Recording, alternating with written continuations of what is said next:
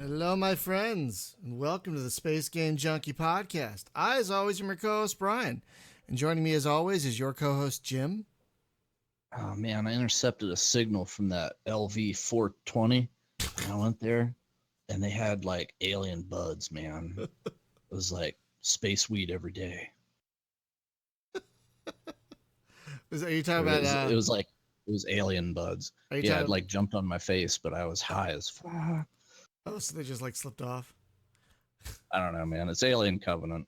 I'm so I heard it wasn't very good. I heard it wasn't very good. Correctly. Okay, if you let go of everything that you know about the Alien franchise, really, it's a not bad movie. But isn't this like if a prequel? You try to plug it into the lore, nothing makes sense. What? Yeah, it's sort of a prequel. What? Okay, we'll get into that later. Later, because I could do an hour on this alone. But yeah. Also joining us. Is okay, let's put it this way. If they know, if they have androids on every one of these ships, and they know that they're shipping out with an android, then why is it like 100 years in the future, whenever Ripley and company have Ash on board, everybody's freaking shocked that there's an android with the crew, because they always have a synthetic. It doesn't make any sense. It just doesn't. I don't know. That's a minor thing. Yeah. Also joining us is your co-host, Hunter. Tonight's show brought to you by Casa, or aka Space Corn for all you Stargate fans. Dear Lord, I turned you down, and yet you're still giving me all the green lines. Oh my God. Casa, the only way to get high in space. It's that space bug, man. I'm trying to fiddle with the levels, folks. And also seriously, Casa, it's like a drug. It really is. Oh, really? I thought it was corn. Your co-host Spaz. It's genetic. Co-host Spaz. Game over, man. Game over. Oh my God. But yeah, we forgot about him. But don't forget about Dre. He's the new one. Wait, who are you talking about? Don't forget about Dre. You forgot about Dre, didn't you, Brian? Can you forget about Dre if you never knew Dre in the first damn place? Are we talking about Dr. Dre? Yeah. Oh, Jesus. I don't know. That's right. 420. Never forget. Also joining us from, I hope I said this right. What was I talking about? Nanaimo? It's Nanaimo, right?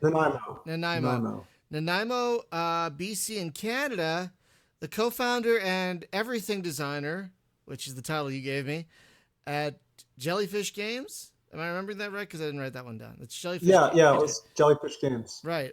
Dave Williams here to talk about the recently successfully Kickstarted. Congratulations on that, by the way.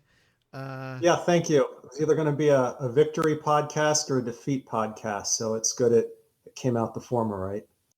Yeah, I'm sorry we couldn't get you on earlier during the Kickstarter, but I like to have several in the several bullets in the chamber. Yeah, as it were. But hey, since now you got all that dough, but it worked I'm gonna out. need about $350. Yeah. I mean, I would have loved to have talked to you during the Kickstarter, but it worked out anyway. So yay! So let's start with what Astrobase Commander is for folks who might not know.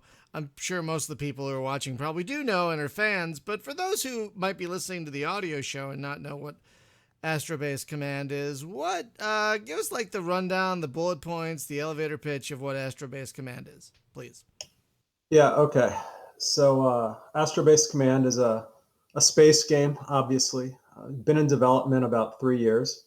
And the idea is that you build a space station in a sandbox, and you populate it with characters who are people, and then interact in a very deep way, in a way that like really hasn't been done before in other games.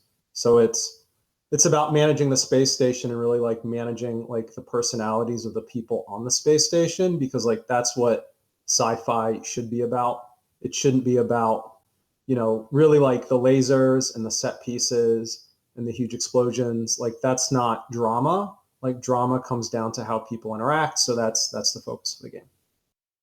You make a good point, because I'm reminded of the early days of Star Trek: The Next Generation, where Gene Roddenberry was saying, "Oh, these people are too evolved to have drama," and so the writers were like figuratively killing themselves trying to write good stories without Yeah, well, 'cause interpersonal there's no drama. money.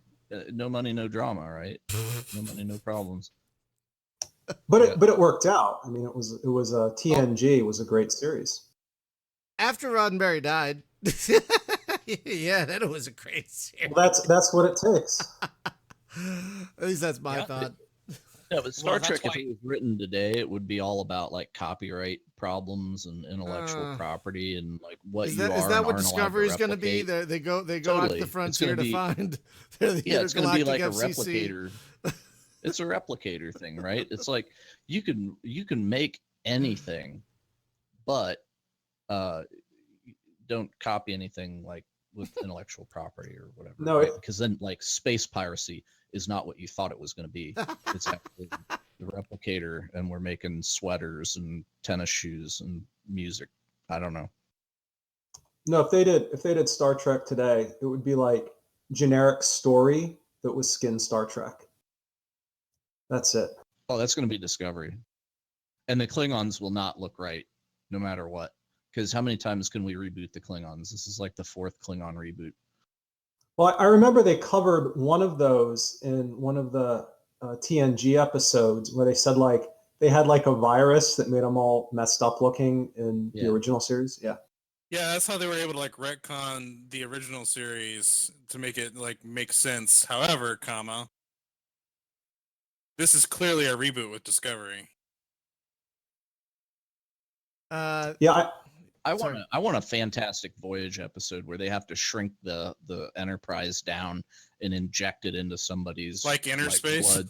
Yeah, exactly. And then they have to I like love pilot that around inside movie. their Yeah, you know what that would veins. be? That would be I a love Star that Trek the motion picture remake. It would be like the reboot Oh. of Spock's brain, but they would be in Spock. We should not get on the subject of Star Trek, folks. I'm sorry. We were here to talk about the game, but you know, you can tell we're I passionate know, but about it. it's the 70s, man. It's 70s Trek. That's true. It was a shame that there wasn't like there was supposed to be a phase 2 in the 70s of Star Trek on TV, and it might have looked a lot like this. But it never happened, and then we got Star Trek the Motion Picture, which was kind of that. Yeah. And then So I have a question about Star Trek the Motion Picture as Oh, it relates God. to the game. okay. Like the uniforms on the space station. Oh boy. Because you're setting this like in the 70s, right? So are the uniforms in the space station going to be like super cool loungewear or what's going on? Well, you can see them right now. That's what They the kind of default do look like uniforms are. that. They kind of do look with a lot of white and stripes. Yeah. Space pajamas. And a weird accoutrement. Like, what was that in the original motion picture? They never used those uniforms again, thank God. But remember those like weird belt things where it was just the buckle, but it was part of the shirt? Oh yeah. What was that about? You know, like I think that was actually a fat so- burning thing. That's so how they 70s. kept trim. Like, remember the uniforms in the black hole? Very similar. Stripey. Oh yeah, that Palomino, man. Yeah, very stripey. 70s sci-fi, man. Yeah, but that's why I love it. Okay, so that's the thing like with Alien Isolation. Okay, speaking of, we're back to aliens and, you know, This does kind of share a LV-420. look with that. Um, yeah. Well, the thing about Alien I love- Isolation Sorry, go is ahead. that they went back to the retro future, right? Where it was big clicky buttons Yeah. and like CRT monitors Love and that. cassette tape, right? It's like we Right? stored data on an 8-track tape. And, you know, it just, I love that crap. I'm a sucker for that. And that's why this game, I was like, 70s space Yeah. station. Yeah. Yeah, we need And more please, of this. please, nothing from that terrible movie Space Station 76. Oh, I was Except about to bring that up. I heard that was terrible. I heard it was God, not even it was bad. not even fun. Yeah, I actually terrible. didn't see it. Yeah, You should watch it, it- definitely, just for the aesthetics that are in it. The aesthetics are amazingly great, right? Because they nailed the 70s stuff, but the story is just not. No. So I do have a couple questions about that then. Why the 70s? I mean, obviously there's a lot of reasons for why the 70s, but why your reasons why the 70s? And how much research did you guys do to capture that look? Cuz what I've seen on the videos looks very like late 60s early 70s like as it should. Yeah. So to preface the answer, like, have to give all the credit to our artist Daniel, who's responsible for everything you see. But like, to me personally, the reason behind the 70s was that it was before technology kind of picked a winner. So the devices the devices you use in your life today are totally informed by like the history of like computer electronics on Earth in North America. And if you want to do a game like Astrobase Command, where like the player can make their own species and do whatever they want, you want to avoid like these Earthisms, right? Like, you don't want like Earth technology on a space station where you make your own species. So we kind of went back to kind of the genesis of technology and tried to fork it in different directions, as opposed to like the direction of consumer electronics, where, you have like the PC revolution, and then like the internet revolution, and then like the social media revolution. And it could have gone entirely differently. Like, that's all just specific to Earth. So that's why we went back to the 60s and 70s, was before like those winners were picked, I guess. Well, and I also think That's a good that point. the Sorry. technology that was in science fiction influenced the actual devices that we made, like the flip phone, right? That's Yeah. so Star Trek. The iPad, Yeah. all these things, right? Was just like, this is stuff that the sci-fi authors cooked up, and then somebody was like, I could make that. Yeah, exactly. I mean, it's exactly true that I those think things are Earth devices, and that's Yeah, I what think the Earth. sci-fi actually establishes the consumer hunger for it, and then you're just like, yeah, everybody wants one of those, and we could make that. Yeah. Did you see the tricorder thing? There was a contest for that. No, I Yeah, missed and that. apparently it works. It's very basic, but apparently it actually works, and it's a very simple device that only does a few things, but it does a few things like monitor certain diseases and whatnot that are very common in the part of the world that the contest was trying to fulfill. So apparently it's going to be awesome.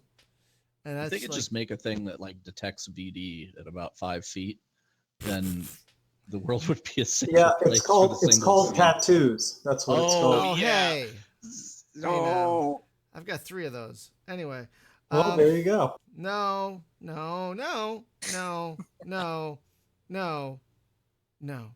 Anyway, Well, do you have a tramp stamp, Brian? I do not. Is it I do so not. you don't have like Jimmy Doohan on No, the, no? I it's plan like on. it's a free space logo, like right there at the top of the ass I'm crack. actually getting the Free Space logo on my arm. That's my next tattoo. Is that seriously? I'm not even kidding. On my arm. Nicole's not happy about it, but yeah. Anyway, anyway. So, yeah. So you talked about aliens. So how so this is not just humans, because unfortunately, folks, if you're watching the video, we're not playing the game. There are no playable builds yet because it's still super duper early. So this is a video they made. So they're going to be aliens, and someone actually asked in the chat, will the alien races you were talking about require like universal translators like the microphones in Star Trek, or is it going to be like a TARDIS / communicator next gen thing where everyone just speaks English? Yeah, so 2 answers. The first one is that like the player creates whatever alien race you want to create using our tools. So that's all player created. Like, everything's Nice. player created. Nice. And yes, everyone kind of speaks English Okay, that's fair. I mean, for now. for now. I mean, there's a science fiction precedent to it where like, oh, we're all in range of the universal TARDIS, and everyone could just understand each other. Or a Babelfish. Thank you, Valorian. Yes, the Babelfish. So Yeah, there is precedent for it. yeah. There's also the practical reason, which is Yeah. that the characters have conversations, right? So like the conversations kind of have to be in English, because that's the language of my my native home. Right. And it would be right. So there's that consideration. So when That, you're like, sorry, go ahead. oh no, go ahead. No, I was gonna ask because I want to talk about like the two main parts of this game are the 2 parts I really want to learn about: the space station building and the interpersonal relationships. So when you're building a space station, what like makes up the core parts of a space station when you're first building it? Right. So really, it's the power is kind of the core of it. So there's a couple of them. There's the power, and then there's the quarters and the jobs that the characters have to do. And there's really like resource management. So kind of everything in the station consumes resources of some fashion or another. Whether it be water or oxygen or like conduit fluid or like radioactives for your reactor. And then kind of the management aspect is managing those resources. So in terms of like what's core to the station, really it's optimizing yourself for that resource management game on the station, kind of like through the characters, because the characters on the station are the ones that are like doing everything. Nothing happens by magic. Like if you need some resources moved, like from your storage unit to your reactor to burn it, then like someone has to get that request to go, like you have like a custodial guy who has to go like move those resources along. So I'm really like that's kind of the core of it. Like the fundamentals of like what you need, or you need like the people management stuff. So you need like the dining halls, the quarters, and then like the places for them to work, and the repair places, the maintenance places, the storage places, and then a couple other things like we have like a main computer mechanic and so forth. So there have been other games that were like space station and space colony things. In fact, there's a game Space Colony, and then there was oh gosh, what was the name, that one that Muckyfoot made in the 2000s? Startopia. Yeah, Startopia, right? And Startopia was kind of cool, but it's basically all these things were kind of like Sim City in space sort of an environment, or a mix of like that or Dungeon Keeper, I think, in Startopia's thing. So is this kind of like going to be like 70s space Sims kind of deal, or what's going to differentiate you from that other stuff? Really, the focus on the character personalities is a huge differentiator. There's also the skeuomorphic GUI with the desk, where like the player is in the game world as like a legitimate part of the game world. You're not playing the GUI. You're playing objects in the game that characters also happen to use in the game. And then there's also like the depth of the simulation and the resource management. So like another example is that usually in these games, if there's a resource, that resource has value because some designer said it was like +2 to this, +1 to that. And that's what that resource is. It basically is just like an ID flag, if you will, to build a certain thing out of it.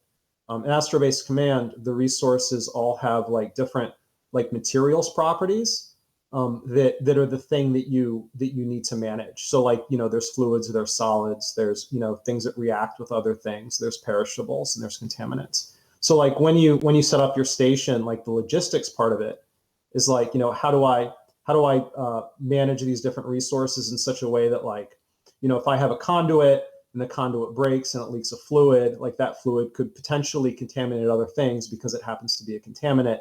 And then like, the game about having, the guy who's assigned to repair things in his area, like maybe he's having a bad day because he's getting a lot of fights with his coworkers, and then kind of like that kind of realistic chain of events where things break down because of the drama and not because, it's like some malfunction gets things started, but what could have been like a routine fix ends up taking a lot of twists and turns through the story. And that's the things that really excited me about watching, sci-fi shows when I was a kid, and what seems to be like lacking in games and also sci-fi movies and shows today is really like the narrative drama aspect and how that affects like the day-to-day lives of the people on the station. And also, yeah.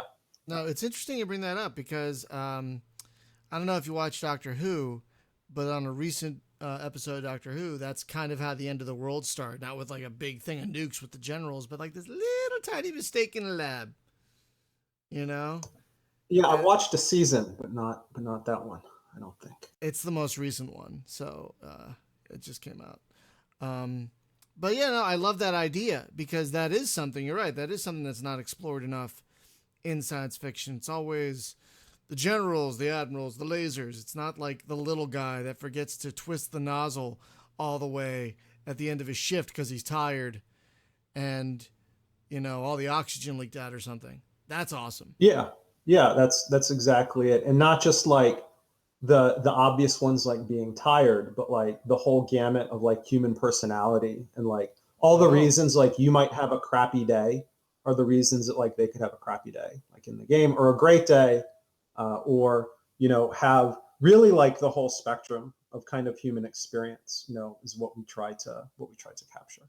so how do you do that? Because there's a lot of variables going into a personality. So like, how do you calculate like love, hate, anger toward other people on the station? Like, how is that all calculated?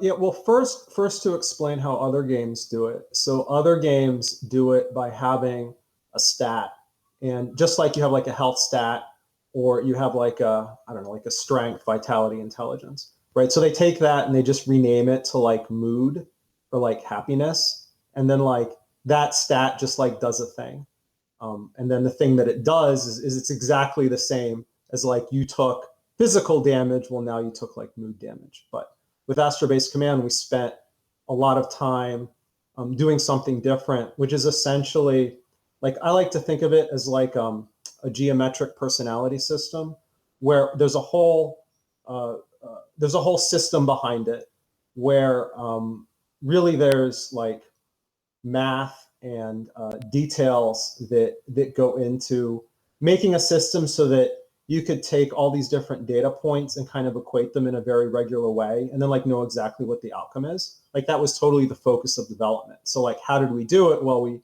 spent a lot of time making it work, I guess, is the answer. That sounds really awesomely detailed. We have a question from the chat. Um, Quote, how meta will the game cater to NPC, sorry, not NBC, NPC lifestyles? Are players building objects in the modules to fulfill their happiness, or building modules from a list such as bathroom and the happiness is fulfilled just by its presence? That's a good question. Well, yeah. So modules are designed by sections. So like when you see the round kind of disk modules, it's really built up from 1 to 4 internal sections. So you can kind of like pick and choose what comprises a module as part of the module builder and the sandbox mechanic. Right now, what exists in the game is just kind of the basic stuff to keep the station simulation running. But absolutely, in our alpha and beta phases, there are plans to add all sorts of things that have more personality interaction that now exists. So right now, the personality stuff is with the jobs and with interpersonal relationships and their interactions with each other. But yeah, moving forward, absolutely, different types of sections to do different things depending on the personality of the character. Like that's all totally within the scope of the system. And then also like, so what you want out of a game like this is it like, imagine there's like some sort of reactor fire or something, and then like an I-beam like falls on the dude and he's pinned, and then like someone else happens along like to try and help. Like what does he do? Does he save the guy first? And if he does, like how does he save the guy? Or does he decide to like go fix the reactor because that's more important to stop it from maybe causing a bigger problem? Or does he like shut down the module entirely, deliberately kill the guy, but like also like save the room? And like that's like an endless kind of that's like an endless space of like the different types of decisions that you could make. So the point of having the personality system is really parameterizing that in such a way that they can kind of make these emergent decisions on their own that aren't handwritten by us, the designers, and they're kind of like they're kind of doing the thing that their personality would have them do. So that's kind of the focus of it. That's the next phase that we're adding in I guess alpha or beta, or when we decide to do it in the future, depending on, of course, the realities of game development. But the system's absolutely set up to do all sorts of things like that because it's a generic personality system under the hood. So yes, all plans are on the table, I guess is the answer. Or on the desk. Yes, on the desk.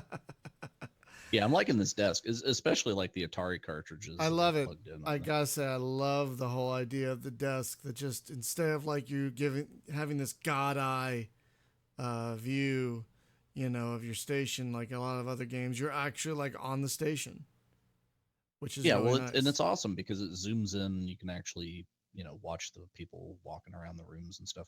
So, have you played any RimWorld at all? I have not. I have Oh, not. okay. I would strongly suggest that you play some RimWorld. Not to, like influence your game or anything, but it is it's a thing that's in a similar kind of vein, except you start with like 3 survivors, right, from a Yeah. crash or whatever. And the big thing in there is that they also have personality traits and you have no control over that. So sometimes people like each other, sometimes they don't. You might have like one person is like with another and then they fool around with the other, like another colonist joins the group and then like, there's like lover problems. Just and all kinds of emergent just weird stuff happens too. But it's largely out of your control. You just kind of tell them like, oh yeah, you should do these things with your environment. But it's other than that, it's kind of ant farm. So you just watch them do their thing. And I'm kind of getting that vibe here, although your graphical fidelity is like 1,000 times better than their stuff. So Yeah, I took a look at some gameplay videos of RimWorld and read their wiki a bit because it's really a fantastic wiki on how their systems are put together, and they definitely use like the stat based personality system, which we're trying to do the next level, I guess, as opposed to that. oh cool. Yeah. So like, and like it's you see this, like, have you played Darkest Dungeon, for example? I Yes. know it's not, but like, Yes. you know how they have personality traits? Mm-hmm. But those personality traits are like +5 accuracy or like -3 whatever. Like that's not really a personality, if you know what I'm saying. Yeah, that's more like ability scores more so than Right. It's or like a buff. tendencies, right? They'll do Right. what they're good at. Yeah, it's like a buff or a debuff, that's happened to be skinned with like a personality-ish name, which is a lot of fun. Like I played the hell out of Darkest Dungeon, but really like there's kind of a next level to that, which is what we're trying to get at. And RimWorld does the same thing as well. Like I was really surprised about how much mileage they got out of that, because they do a thing where it is a bunch of stats essentially that are interacting in very statish ways, such as like mood and like you can go look at their wiki and it says like this is like the personality stat and then like +5 psych breakpoint and then psych breakpoint does this other thing. Like that's basically a combat system, but you've taken all of the elements of a combat system and then renamed them to things that sound like a personality. Yeah. And it doesn't Right. really dictate like how the different characters are going to interrelate with each other either. Where if it, like as a space station manager, you have to deal with those like ugly people problems. Yeah, So absolutely. Well, there's always the airlock, yes. and that actually is an option. We've talked about it on the Discord, on the Astrobase Command Discord, actually. Wait, Yeah. what? Wait. Elaborate, please. If you could just like Dave, arrange accidents. I'll let you talk about this. Well, Oh, that would be a well, thing though. Like, don't get caught doing it, but you could just Quote arrange unquote accidents. accident. Yeah. Yeah, it's like I don't know why that module just decoupled from the station. yeah. I don't remember this conversation. What was it about, Spaz? That when you have people who are just not cooperating with others, they're just literally not playing well with others, you can airlock them. Oh, geez, baby. I don't know. I don't know if that's a feature yet. Well, do you have the option to just fire them, like send them home on the next shuttle?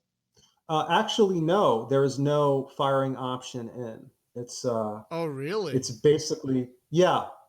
So we haven't quite gotten to that, I guess, gameplay issue. So the idea is that once you recruit someone onto your station, like you're kind of stuck with them. And then obviously because it's a sandbox game, there are like very Sims-ish way to like get rid of people you don't like. And I guess that's the airlock option. But yeah, this is the futuristic HR department where it's, much easier to hire someone than to fire them. Oh, so you have to be, that makes you much more careful, I would think, about who you hire. You can't just, oh, they have this one stat I like, but everything else is terrible. But they clean buckets good. I'm going to hire them to clean buckets, even though they hate everyone. But you don't want to do that. You don't want to do that because yeah, that's exactly it. You like we want players to be really emotionally attached to the characters. Like that's such a primary thing, right? And there's a lot of decisions that kind of flow from the idea how do we get players attached to their characters. And kind of the classic counterexample is that if you've played the new XCOM, that like they have characters and their characters have personalities, quote unquote personalities, and they have abilities. But at the end of the day, when you assign people to your squad, you're like, well, what's his class? What's his ability list? Like you don't form any like emotional bond with any of the characters. And it's so true for RPGs in general, that there's like no emotional bonds that you have. So unless you name your guys after your friends. Yeah, but that's not really an emotional bond with the character. That's an emotional bond with your friend. That's entirely outside of the game. Kind of, but like if he does it just so he can get the your friend killed, I guess. Yeah, maybe, but that we also don't have renaming in the game either. Yeah. So for that reason. Thoughts.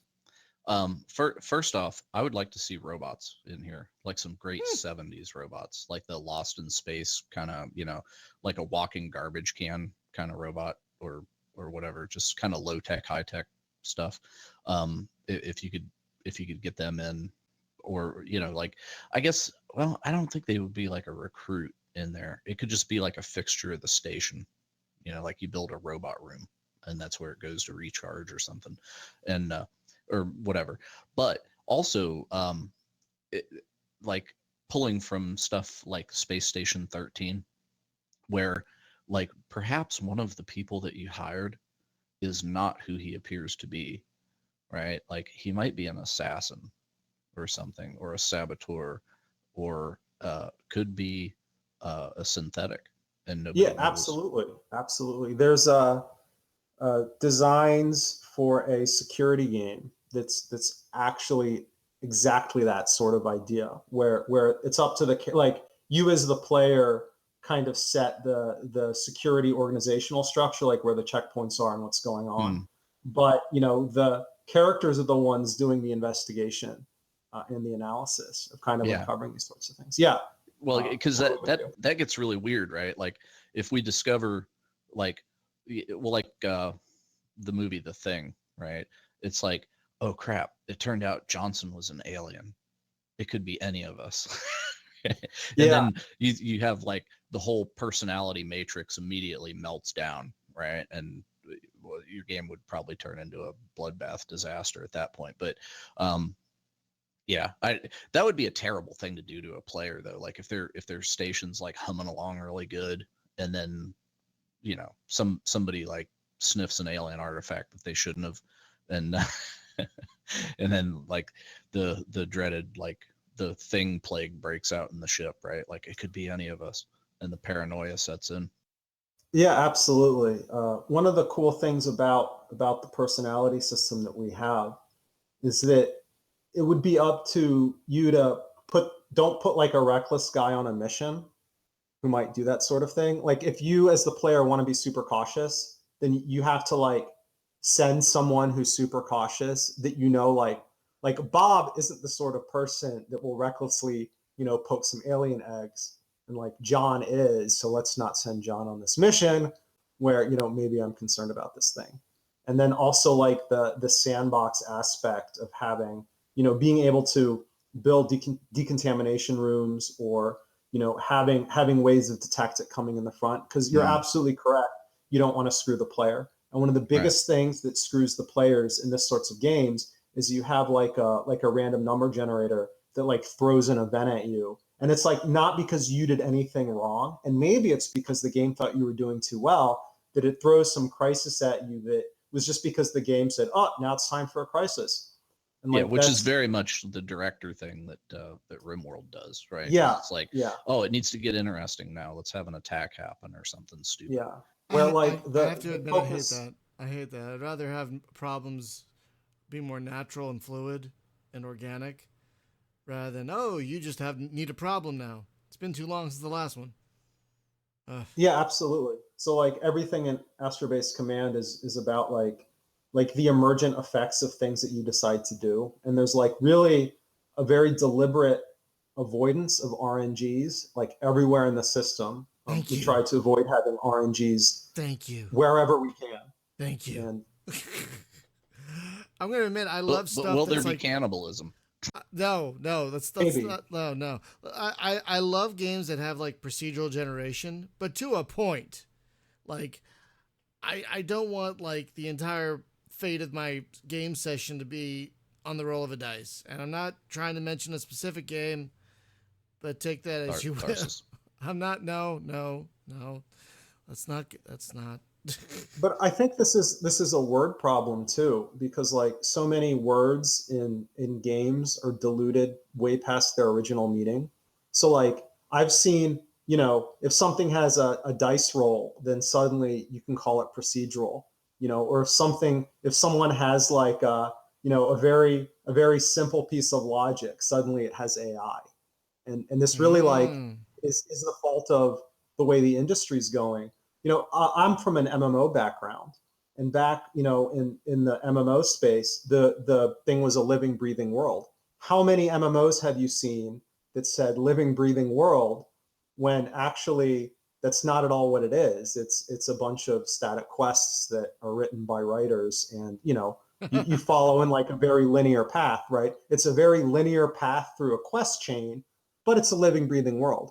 And I think exactly the same thing is happening with words like sandbox, with words like procedural, with words like AI. Yeah. So like that's another thing to consider. Well, I wanted to bring something up because this kind of ties into a question / discussion going on YouTube.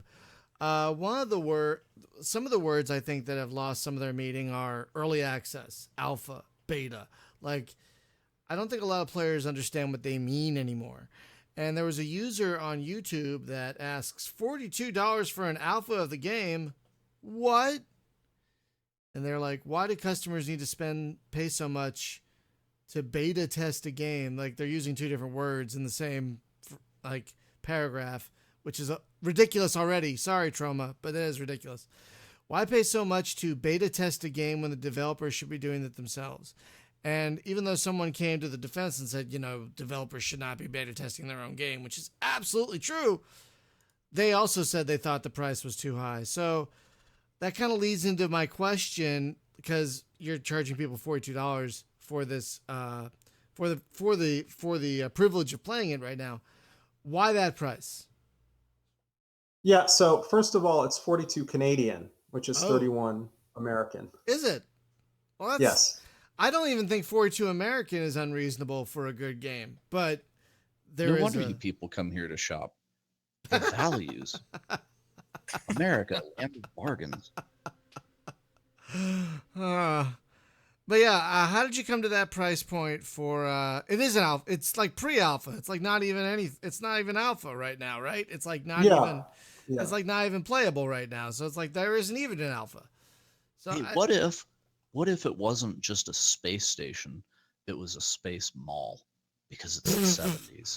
It's a Right? transformer. oh my god, can we have like It could just be like a mall, right? It'd be like Oh my God. space pennies. I would totally do that, and as long as you have those crazy fountains. Remember the crazy fountains you'd Oh find my in malls? god, yes, the fountains, The with fountains sculptures, with the and they were with the always crazy sculptures. yeah, and they were always playing lounge music. Yes, music Oh, all yes. the time. Okay. Anyway. All right. Now Sorry. we have a list of demands. Also, I I'm writing need this lava down. lamps. I need neon tubes filled We with need- I need- bubbles. Need a Chick-fil-A. Hand chairs. Hand I've chairs. I've seen Oh, something yes, that the looks hand like chairs. a lava lamp. I've seen something in game that looks like a lava Oh, lamp. really? Okay, Great. and, I need- and great. all the cool chairs need to, or like the relaxation. I guess this chamber. would be like the It'd be like arboretum one of those / spa. Egg chairs. Would be Oh good. my god, the egg chairs were so. We need We need like a command room. The Mork and that's Mindy like chip, around the basically. table. Dude, That's I'm just, like, from a- there. I am from there. Okay, and Nanu. the color pattern needs to be oranges and browns, like There, all that's earth there tones, though. Look at the video. right? There's a lot of oranges and I browns. know, I It's know. great. It's It's perfect. headed that way, and I love it. and we need, like, instead of a hollow deck, it's the disco deck. Yeah. Yeah, and Anyway. because that's where you go for staying alive. Well, really, it's the But also, space rock. I think we're more space rockers rather than space discoers. Oh, okay. So No, that's will we fine be able too. to make the mothership connection, Like Maybe. like with the like- P-Funk and the? like the Space Eagles and Oh my and- God, dude! It would be so great if one of the artifacts in the game is you find the funk, Yeah. and then if, Gotta have have you it. seen old Blorks Greg? gets his groove back. Bootsy Collins comes to visit the station. Sorry. Oh man, and great. oh my God. So That's you could have that's- like funk invaders that come on the station, and Let's they're get back people to- in silver suits, and they have like high heel boots. Let's get back And to the price for a second, though. I'm I mean, sorry, it's I do want to 70s. get to Now, the how price. much is that in 70s money, though? Oh, I know how much. it That's is in like Canadian, but $90. That's like $90. I know, right? It's Uh, ridiculous. No, I wanted to And the ask. game's coming on an Atari tape too. It'll. Well, let's talk about the price, and then I have another question. So, how did you get to that particular price? I'm not judging. I'm just saying some people brought it up, so I'm curious as to why that particular price. Yeah, well, we're all gamers too, so we wanted to pick something that both gave value for the game we were making, but Right. also was a reflection of the work that was put into it. Right. Because we're definitely like you see games and it's like $120 and you play it and you're like, this is nonsense. This is not a Right. $120 game. But by the same token, like there's way too much development into this really to justify it going lower than it is. I mean, we've been in development for 4 years now, and it's you need to pay the price of what it costs to make something happen. Otherwise, you're going to get garbage. Of course. And gamers are so. I'm going to admit, gamers. Again, I'm picking on you guys who said this earlier. Gamers are such a finicky bunch. Like, oh, the game's $40. It's not worth $40. Oh, it's only $5. It can't be that good then. If it's only $5, it's only $2. It can't be that good. Like, what do you want? Just play the damn thing. If it looks good, just buy it. If you can afford it and it looks good, God, I mean, $40 is not an unreasonable amount to pay for something that's going to give you dozens of hours of gameplay, of emergent gameplay. My God, that's not an unreasonable price, people. Sorry, that just really pisses me off when people bitch about price. How much do they think they should be paying? Like, do they want? No, they all want it for free. They just want to get it for free. Oh my God, it makes me so mad when people are like, I don't want to pay this much for this. But do you understand how much work and time went into that? And people got to eat, and someone spent time making that for you. I mean, we live in a capitalist society. God damn it. I'm sorry. It's just like, I don't think your price for your game, with what you're telling me, not only building a space station, but having this detailed personality sim with multiple personalities on top of it, that price does not sound unreasonable to me. But then it just, you get people like, I don't want to pay $40. Well, then don't. But dude, if you can Ugh. Ziggy Stardust and make the mothership connection in this game, Sorry, while hugging an alien lava lamp, then it's worth any amount of money, honestly. Well, I was gonna ask. From there. My next question era, though, was gonna out. My next question was: are there gonna be references to popular culture of the '70s? Like, will you have, say, Benson visiting your show, visiting your station? Like, or you totally need like a Pong machine. Do you have? That'll be like the entertainment I'll console. write all these down. Well, I mean, are you going to have varied pop, like subtle pop culture references in characters or in visitors to your station or in objects? And then, like, I'm already seeing like what looks like an Atari cartridge being put. Yeah, that's the answer. So the place to do these references are the visual assets, because like everything else emergent, everything's emergent, and because like it's emergent, you can't have Benson visiting the station Right, of because the guy that course. visits the station, the game's gonna make up who that guy is and what his deal is. Right, right. I know. I was just citing like a bent like that kind of character. Like, oh, Yeah, he's sure. not Yeah, named absolutely. Benson or something, but you see him like, oh, okay, here's Welcome Back Cotter or something, you know. But it's not a Cotter, obviously. You know, I was just wondering. But yeah, there's so many little. I did watch this video a little while back, and there are a lot of little visual touches that hint to that kind of thing, which is great. Now, but my question is, I guess, because I'm a UI nut. I'm a nut for good usability. I'm a nut for a good user interface. And what I've seen in the video, even though you have these throwbacky like visuals and whatnot, you still seem to have what looks to be a very clean, functional UI on top of that, but still maintaining that look, that like like future past look. You know what I mean? So how much work is going into like maintaining that balance of maintaining the look, but also achieving good usability? Yeah, that's all Daniel, the artist, and he's done like a really good job with the desk and with the UI. And yeah, a lot of thought goes into it. I mean, the idea is that most games that you play, or most space games that you play, the UI just takes you out of the game, and then at some point, you're not even playing the game; you're playing the UI, and you're not even playing the game; you're playing the optimal mathematical path through the game through the UI because like, oh, I need to min max this thing and do this thing, and then you're doing it through the UI. So we really wanted a game where like the player was immersed in the game world, and actually that there wasn't any cognitive dissonance between like, do I play the game the way I want to play it, or do I play the game like the way in which it's optimal to play?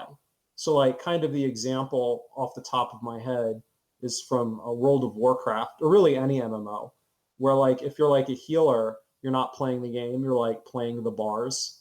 And like so many space management games kind of end up doing that, especially Mm, at end game, where you're not playing the game, you're clicking alerts, and then you're like playing the GUI, and at some point it's not even about the yeah, game. It's just like you're like the bird that drinks the water on the desk, like I the agree. dipper bird. You know what I I mean? I agree. Now, so many games, especially 4X games, you're eventually just playing the UI. You're moving a ship here, and you're hitting an end turn button, and it eventually feels rote. You Yeah, know. absolutely. And that's the reason for doing the desk, is that like all that stuff's fourth wall breaking. And if you want to feel like you're in the game and playing the game, you need to spend a lot of time thinking about the UI that makes that happen the way that you want it to, right? Because there's all these subtle differences on how different types of UI can, cause the player to, feel different emotions or do different things. And you need to think about it. You just can't do like the default window skinning that everyone seems to favor now. Yeah, like now does that add any kind of challenge to making the UI to make it like, because a lot of UIs we were just talking about is basically just an overlay, an overlay Yeah, over the yeah. game world, which is fine for the most part, but you guys are taking it multiple steps deeper by putting it in the world.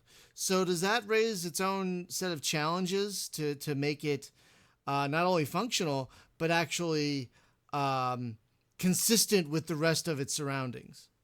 Yeah, absolutely. Absolutely. So like an example is they have you can see it in the video that there's the ID cards for the characters, which are on the desk. Yeah. So like the thing that we wanted players to be able to do was to kind of get an overview of their characters.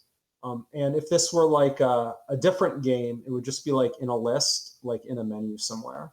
But for us, okay, we want a Rolodex, and that Rolodex has ID cards. And then you should be able to like organize the ID cards like on the desk, so you could make your own little org chart if you want, or lay them out spatially. Because human beings are very spatial creatures. Like we think in a 3D world, so it makes sense to have that metaphor also be in the game. But I yeah, think I absolutely, think he there's needs some challenges there too. I think your dude needs some like 70s desk toys up Uh, on the y- desk too. Well, there is a Like thing. There's at least a yes, there little is a all desk bobble. toy. black together and There's a There was bobblehead a there looking was a backer thing. reward for the Kickstarter to design one. Oh, oh, really? Oh, that's Yeah, that awesome. was up there. So let's talk about your Kickstarter for a bit because you guys did fairly well. You didn't win by the skin of your teeth. You actually, passed reasonably well. So, what would you say? Like, because I love learning about Kickstarter campaigns because they're such a weird thing. It's like marketing and sales and game development and it's all these things in one 30 to 60 day shot. You know. So what would you say was like the biggest challenge you guys had during the Kickstarter campaign to, I guess, keep it engaging and to keep people coming in and signing up? Uh, yeah, so biggest challenge was lack of any mainstream coverage. I mean, you guys are probably the biggest coverage that we had. No, please don't tell me that because we're not that big. We're not I big at know, all. but if We're you look you know, barely heard. if you look on Alexa rankings, you guys are like the biggest, or maybe one of the biggest. I mean, we only had 3 or 4 mentions anyway, uh, and of those 4 mentions, you guys seem like you have the most active community, see this is. and I'm sorry. and that is So good. oh no, so like it's such an interesting thing. You're right, Kickstarters are so interesting. Like there was a compared to Ashes of Creation that hit like 1 million on its first day, or like 3 million now. And you look at what they have, and it's like it's amazing to me that they were able to, like, a game I had never heard of get like $1 million, like, in the first day. And really there's such a skill to running a Kickstarter. Yeah. And the skill is it's like a marketing PR skill. And if you're a Yeah. marketing or PR person, you have the connections, you can call up whoever you want to call up because you have long-standing relationships with them, and get the word out on social media to fund your thing or to plug your thing. If you don't have those connections, then that's not the skill that you have. The problem with Kickstarter is that it's 100% skewed towards people who know how to run Kickstarters, and it makes no difference at all whether you know how to make a game. And that's why so many Kickstarters end up, getting hundreds of thousands of dollars, and failing, is because the Kickstarter was the product. If that makes any sense, like there wasn't a game, Oh, there no, was a that. Kickstarter, and the Kickstarter was the product, and they sold the product, and then that was Uh, what they sold, and they sold dreams, and people accepted their dreams, and then and that Have kind you of. one bought day it any was over. have you It bought kind. any JPEGs of Oh spaceships? God, let's not. It kind of amazes me that game, what's it, Ashes of Creation, is doing so well, given that there is definitely a noticeable Kickstarter fatigue going on with people today. Yeah, And well, I'm sure they're whizzes at marketing. I mean, it's a legitimate skill. Like you can't, yeah, if you and it's have a funny. product, right? Yeah, it's funny. You I have to work be in able to sell it. marketing, and I don't fully understand it. It's its own beast. It's Well, just. that was what's crazy to us, because we were grinding out that 42K or whatever that we got from this. And you look at other Kickstarters where they seem to get hundreds of thousands or millions, no problem. And then you look at the team and you look at the game, and you're like, there's nothing there. It's just some ideas and some sketches, but yet they were able to get hundreds of thousands or millions of dollars for ideas and sketches. And of course they're not going to be able to deliver on it, because what they're Yeah. good at is selling ideas and sketches. So like that's just the skill. Like that's the skill to be successful at Kickstarter. You must be right, because So I've can, noticed. Sorry, let me just get this out, Jim. uh, I've noticed that there are a lot of great looking games that have really good Kickstarter campaigns where they update it regularly and they have demos and they have good videos, and they don't succeed. And Yeah. I think you're hitting on a thing that I didn't even think about, where the Kickstarter is the product. I didn't even think of that, but that's brilliant. Sorry, go ahead, Jim. yeah, I was just thinking about like the other deadly sin, which is and it's it's in your ballpark, right? Because Space Station DF9, um, Ugh. where it's like you early access it, but the Kickstarter money or early access pre-purchase is the like paycheck to paycheck living money of the development thing. So if the early access purchase rate declines, then suddenly you can't make payroll, and you eject, because that's what they ran into, right? What was the story behind it? Basically what was going on, because they were selling alpha access to the game. It was $24.95, $25. And then whenever people stopped buying it, because everybody that wanted it had it, and they were basically using the money that came in as it came in to pay the development cost. And when the money dried up, then they were like, well, we can't develop it anymore because you guys quit buying it. Yeah, that's definitely a challenge. Yeah, I mean, another for problem us, with sorry, I was going to say another problem with that particular game is that even though people were buying it, the developers weren't showing a lot of work on the game itself. So it didn't look that great for them that people were buying it, and like there weren't a lot of updates, there weren't a lot of patches. yeah, I'll give you another little insight as well, which is to make a demo that looks kind of reasonable. Might take a month or two, and then when you make the game, typically you want to scrap the demo and start over, because the demo isn't designed to be a platform for a whole game. It's designed to be a demo. So that's another thing that to be aware of, that just because a demo exists doesn't mean that like they're going to build the game on top of the demo, right? Because a demo is like a proof of concept of what you can do. Very rarely is it like underlying foundational work. And this is also a problem in game development in general, where usually there's a push for marketing materials way before they're ready, like in the game. So then you have to put some developers, take them off making the game, and then put them on making the marketing demo. So to sell the thing that you're actually making, like that's something that happens all the time. And this is also true in the indie/Kickstarter community, where just because it's easy to make a demo doesn't mean it is at all stable enough or engineered well enough to put an entire game on top of it. Because you want to build, it's like building a house. You want to lay the foundation, and then you want to put the beams, and then you want to put the roof, and then you want to paint it, and then you want to put on like all the little accoutrements.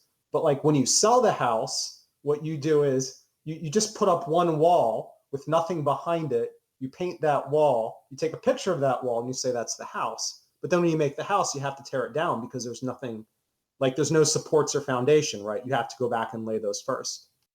So that's kind of the same thing with making games. Yeah, and we've seen another thing happen too, which is I think is the most tragic problem that has kind of befallen the person that's been on the show before, where it's like you make the game, right? It's like you make the game that you said you were going to make, but in the toward the end of the development, it's like, okay, it's coming together, but it's not fun. Like how do we inject fun into this? Like all these systems that we thought would be cool, and they work together, but it just doesn't catch fire. And at that point, it's like, oh well, shit, you've delivered on all the promises, but it doesn't really work.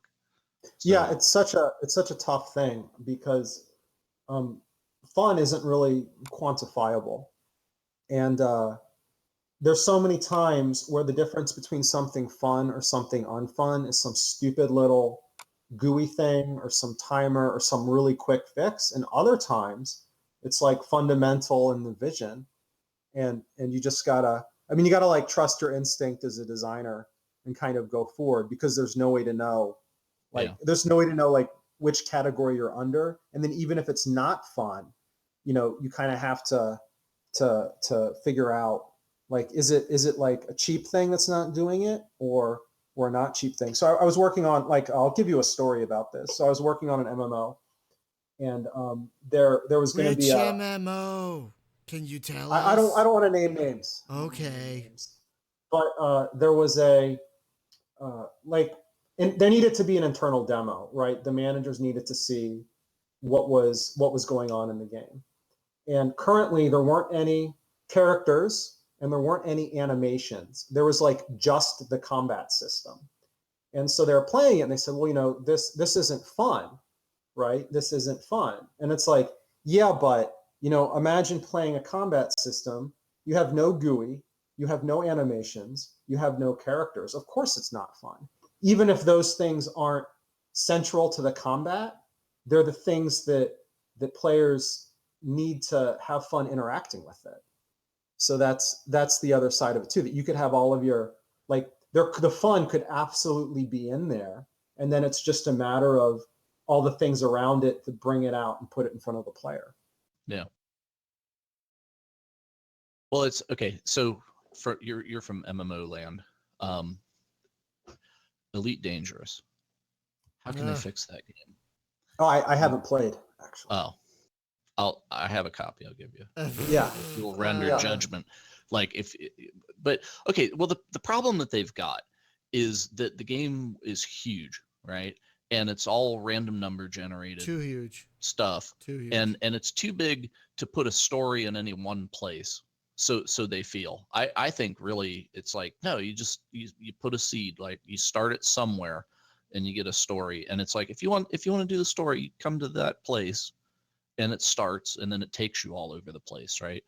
But they don't want like okay, so like World of Warcraft, right? If you're playing for the Alliance, you're gonna have the same quests as everybody else that ever played for the Alliance, right? And it's gonna take you through the thing, and it's, you know, so you don't. It's like, yeah, you're kind of a unique character, but you're the same hero of the same battle of everybody else, right? Everybody is the chosen one. Yeah. And here they want it's like, no, the universe is a giant place and not everybody is the one. So, you know, some people are just average Joes that are out there. So it's like, well, we don't want to put a story out here and then everybody comes and experiences the same story and is the hero. But the downside of that is nobody's the hero of anything because there is no story. Yeah. Like, you know, and it's like, God, how do you fix that?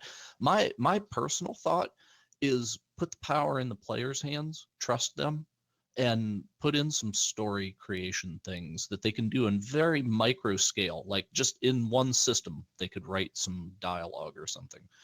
But I don't know. I mean, it's.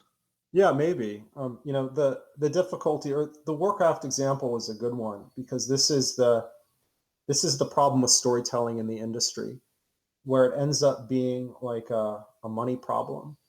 Because if it's a content driven game, then the solution is hire more writers, right? So like, you know, World of Warcraft, I don't know what their team size is, but I assume there were like dozens of writers like doing nothing but writing quests for years. And that's pretty much par for the course in any sort of story driven game. And then like that inflates the budget of these titles, which causes other problems. So now like it seems to be, you know, just pay attention to the mainline story, put all the focus in there as like a cost cutting measure, right? So like in I guess Mass Effect is an example where like there were just a small handful of endings, right? So like nothing really mattered. And the reason nothing really mattered and there was just a small handful of endings was because like some guy has to sit down or some girl has to sit down and write like every little thing that happened.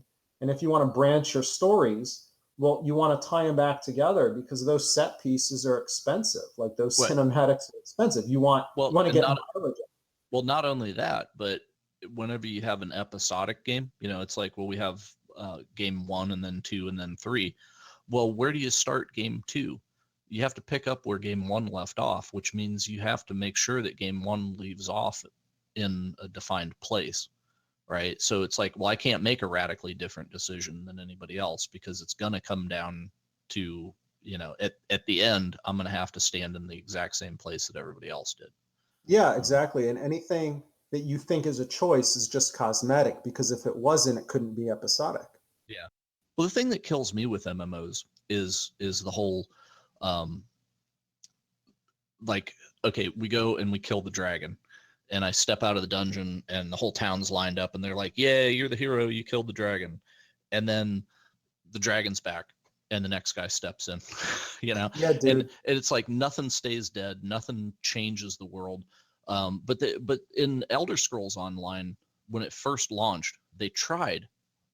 I think it was a valiant effort, but it unfortunately did not work, because whenever you'd go into a town, like the town's on fire, right? The bandits are invading, and you do the quest and you kill the bandit leader and you chase all the bandits out of town.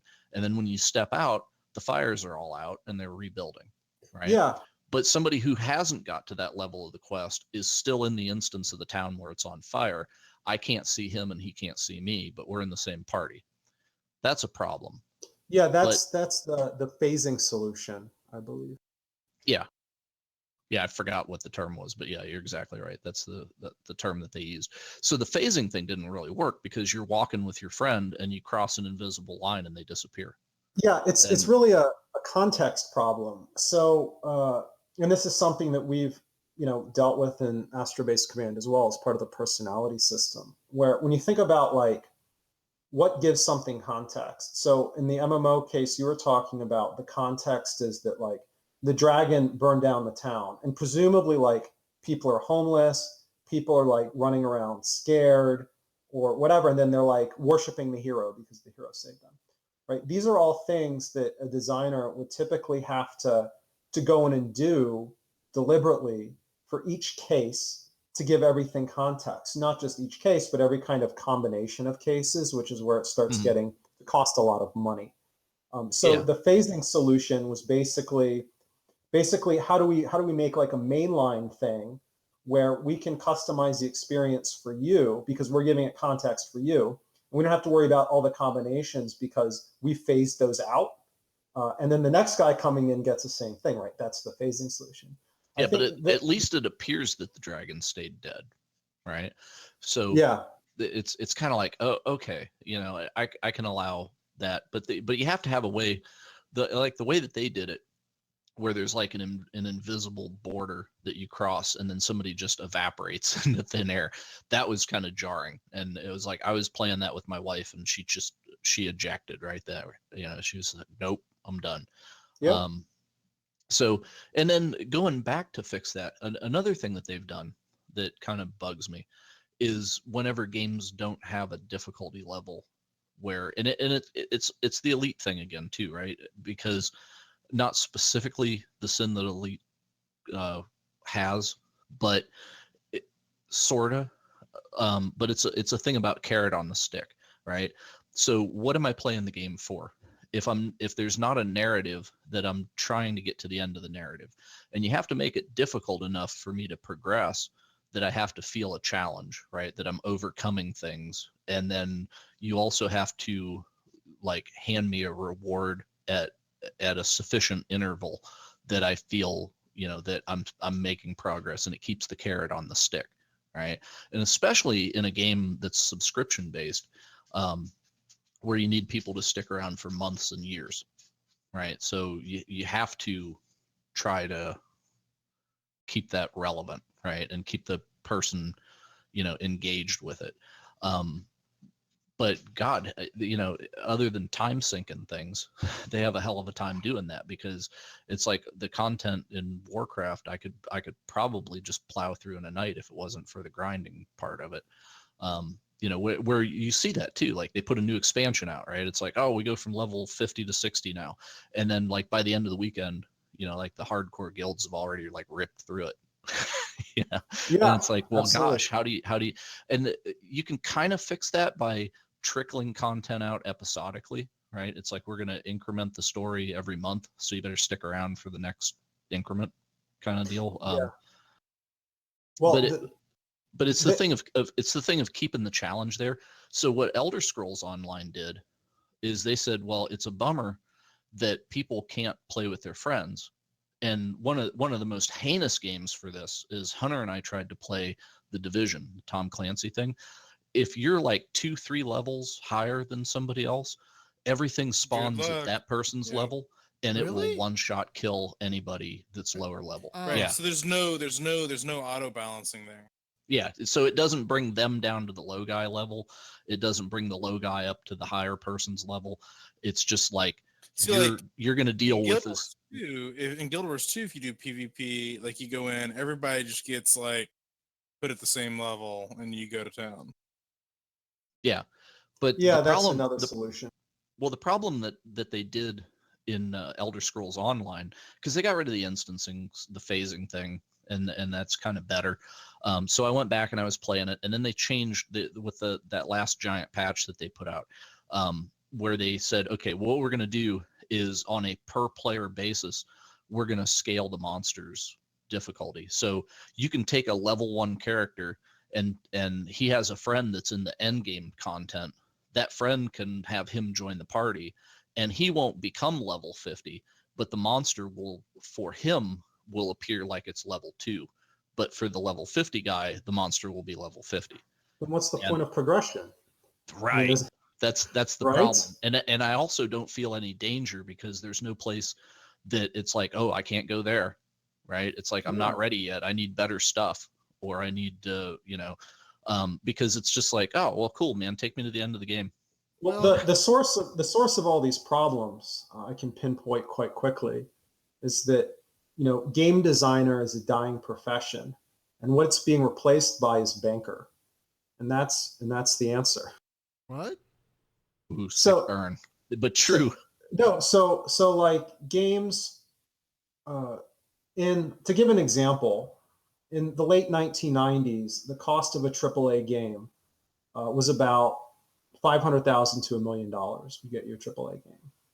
Now, AAA games, there were games that crossed the $500 million mark, and there was one game that sources said it was over $1 billion to make this game. And if you're playing with that sort of money, then every kind of decision that gets made in the game has to be approved by the people whose finances are on the hook for it, I guess is the way to say it, right? So because you have to please a board of investors, not just follow yeah, your vision. you have to make the business case for every design decision, and you have to say, and it's not like it's poorly intentioned, because ultimately the idea is that customers vote with their wallet. If you give customers what they want, they'll buy it, and then everyone will be happy. The customer will be happy because they have a game, the corporation will be happy, and so forth. The challenge is that a game is not a list of features that did well in other games. A game is a cohesive vision that is kind of assembled like any sort of crafted thing. It's a crafted work, and the money that's involved in the industry is such that you can't approach it like a crafted work in AAA. What you have to approach it like is like, oh, well, this game had phasing, and we think that it accounted for 15% of its subs, and our metrics say that when this other game did a patch where they introduced monster scaling, their sales number went up by 20%. So that's why we're going to make this design decision. And that's just the reality of a AAA industry where games cost hundreds of millions of dollars to make. And that's the answer. And so game designer is a dying profession, because game designers aren't the ones really making the decisions at those levels in AAA that they should be, in my opinion. So do you think because of this switch from game designer to banker, we are heading for pretty much another video game crash at some point, where there's just every game is going to be like every other game, and everyone's going to be like, screw gaming, and Yeah, so 4 years ago, I kind of predicted a crash, and I thought it would have happened a lot sooner. I thought there would have been a crash in the last 4 years, and there hasn't been. But yeah, I feel like people are going to start going outside, like watching Netflix, because it's when I look at the games and try and buy them or play them, like I don't feel the same sort of satisfaction that I used to. Like I remember playing games of my childhood, where there weren't even like genres yet. Like every game was like a new experience, and you had like no idea what this experience was going into it. Like when you played Doom for the first time, that was literally the first 3D shooter or 2.5D shooter, right? Or you played like, or you played Warcraft 1, like, you know, that was the first RTS game, or you played Master of Orion 1, or you played Fallout or XCOM. Like these were all, you know, genre definers because, you know, you had like a new experience and it had value to you as a new experience. And now every game just seems to be like a rehash of games that, you know, previously were successful. So it's just cloning the clones. Or they just do straight up multiplayer and don't even worry about trying to rehash what's already been done. Yeah, exactly. Or they take a stock story, you know, and they skin it. Like we're going to have a shooter, but we're going to skin this shooter in this IP that we just bought. And that's the game that we're going to make. Right. And then I feel like at some point, yeah, there kind of has to be like something's got to happen. Yeah. And I don't know if it's going to be a crash anymore, but it's certainly like it's something, because when I wrote that article, like I wrote an article that a crash was going to happen and then it never happened. But like 4 years ago, I need a link to that article. I'll Yeah, trade it's you on- articles it's on, because I wrote one too. correct. Yeah. And like at the time, there was like you could pre-order DLC for a game that wasn't even released yet. And then Yeah, like that's still a thing. right? And then like there were games that launched, and at launch they had 90 Metacritic. And the reason they had 90 Metacritic was because the you know, the Ubi, EA, or whoever made the game, you know, has the journalists that they work with and they get the good reviews. So they have a 90 Metacritic. And then like 6 months later, it's like a 40 Metacritic or a 30 Metacritic. So clearly there was a lot of disappointed people. And so like I thought that was going to be a crash, but so far customers are still buying garbage. So who knows? This is where I personally see it going, because I think that a lot of people are right. I just think that the date kind of keeps getting moved back, right? Like Judgment Day, you know, time is being altered, and Judgment Day keeps getting moved back. I still think that something's going to happen, but it's not going to be in the way that we think it's going to happen. We're going to send Mecha Sidmir back in time. Well, no, like what I mean by that is, like, for example, the idea on how gaming is viewed is going to drastically change how we consume gaming, because, and it's already happening, like it's already begun. You know, I feel like the idea of a console is slowly starting to go away over time, and like the excitement and the thrill that I used to think of and see when I would see something like E3 or PAX or something like that kind of thing. It's just like, oh, freaking E3, it's another year of big disappointments. Here we go. As where before, it used to be like E3. I used to be excited for it, like circa 2002, 2003. Like there was a lot of really interesting stuff. Now like, the only reason you watch E3 is to make fun of the big conferences. Right. And like, you know, even though we were in like a space game like hiatus during that time, it was still an exciting time for gaming, right? Just in general. Yeah.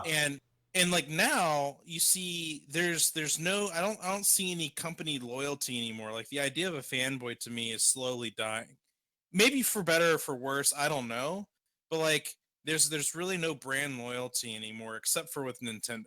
You either love them or you hate them, right? Like, well, especially really now that the consoles are croaking off, and right, and that's exactly what I mean. Like the idea of like Windows now, I can cross-play most Xbox games that are going to start coming out. PlayStation has very little like first-party titles just for the PlayStation that are remotely interesting. There's like maybe 2 or 3 that are good, but other than that, like I hate to say it, but it's hard to push future sales when you've only got a handful of like really solid first party titles. And so these machines, these Xboxes and these PlayStations, are essentially customized, super customized gaming PCs. That's exactly what they are. Yeah, it's exactly there, except they're less useful because you can't surf the web on them and do other. What could save the industry right now is Commodore and Atari. If they came back, then we could get that flame war going again about which is cooler. Did you like see Commodore Commodore or Atari? Aren't they kind of back? Well, Aren't they I still? kind of sort of? personally think though, if you're gonna get back, if we're gonna get the excitement of gaming again, these AAA companies, and unfortunately, I don't think it's gonna be the indie guys. Even though the indie guys like yourself put out some really good product, I don't think the indie guys are gonna be able to save it. Unfortunately, I think it's they've not. been keeping it on life support. Yeah, That's we yes, don't have the yes. money. I mean, like, Yeah, Yeah. exactly. I how, think how are we indie gonna? games. Oh, but if you had the money, then you'd be as bad as they are, though, right? Because then you'd be beholden to whoever gave you the damn money Well, and instead of the backers. can you blame some of these companies though for being bought out back in the day? Like, I mean, the fact that Activision owns Blizzard just mind boggles me. Can you like think about that for a second? Yeah, like Vivendi owns all of that. You know, So right, right. like who had the yeah, it's a bit nutty, right? And now what you see happening Like when is with Activision, Blizzard right? has their own store, right? And their own launcher. It's going to be the Blizzard launcher, formerly known as BattleNet. So they're going to pull. They've already got their games in there, but God, Destiny's coming out, and because it's an Activision thing, it's like how long until Call of Duty comes out from Blizzard on the Blizzard I launcher? personally of think course. I personally think that's like a very specific scenario though, Oh, I and don't. and I think it I don't tests. I It don't s- works I, because dude, mm, why would you give 30% of your money to Steam? Why do you want Gaben to get like more well, I donuts? mean, do you think they're really hurting considering that they're still selling Black Ops 2 for like $50 or something like that? Well, Like it's I don't think they're hurting, but dude, if give me another 30% raise, I'll take it.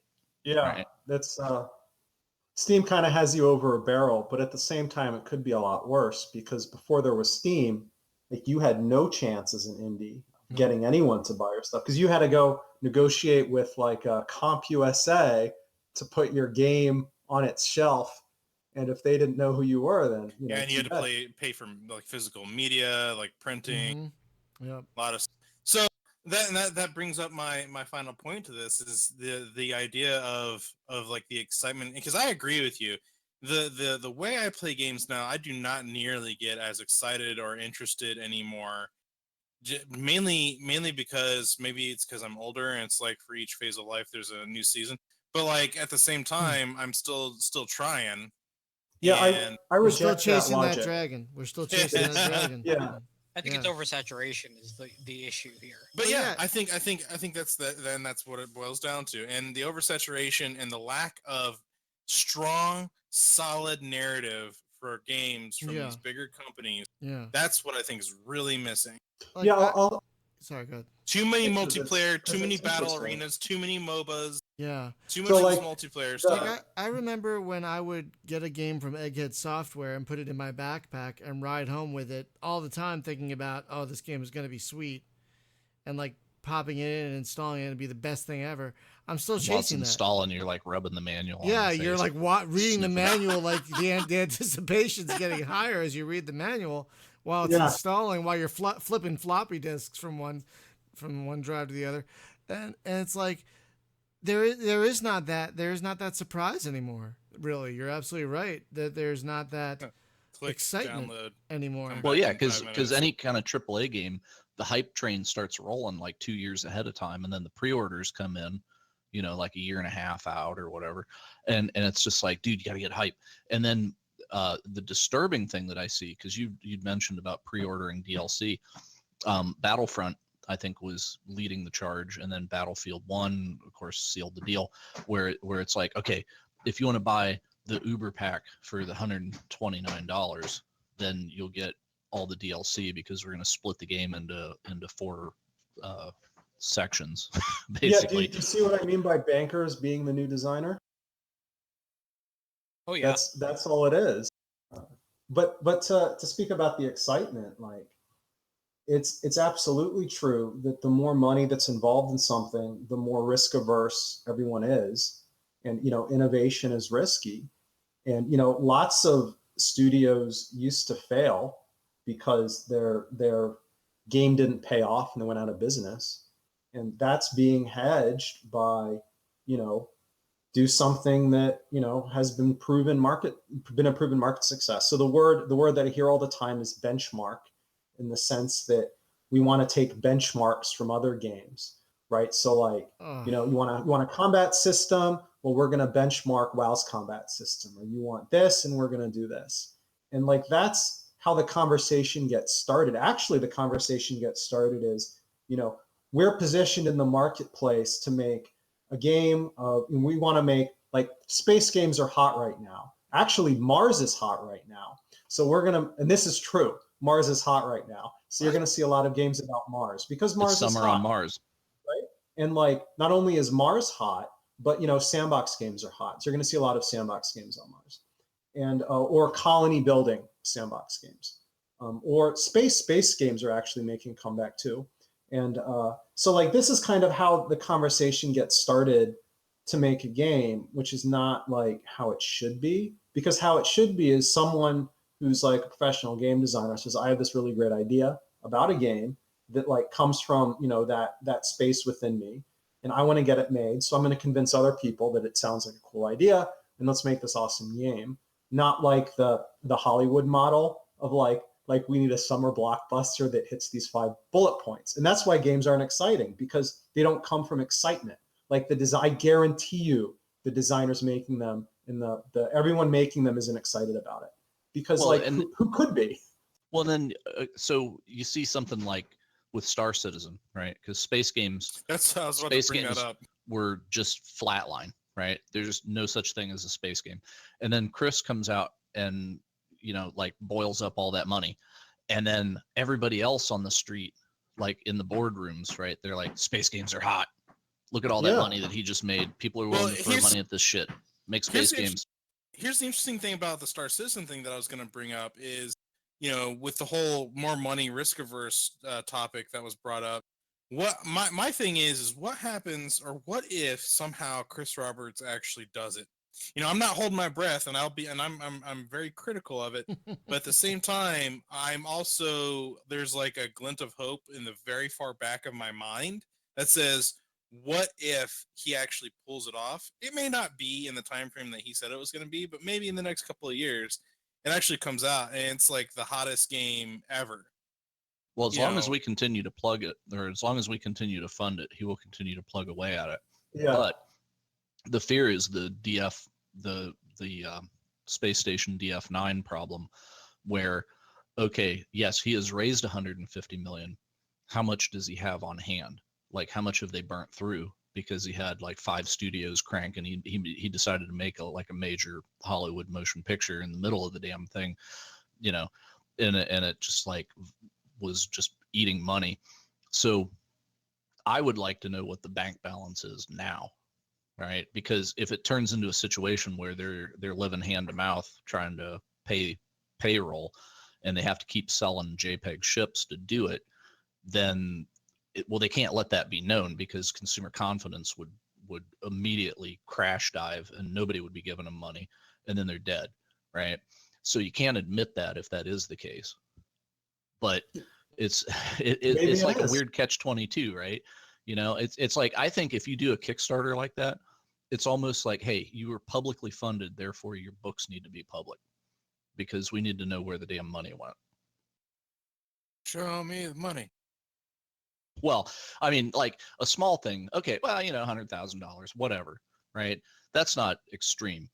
But when you're up to 150 million, because they broke the 150 million mark like a week or so ago.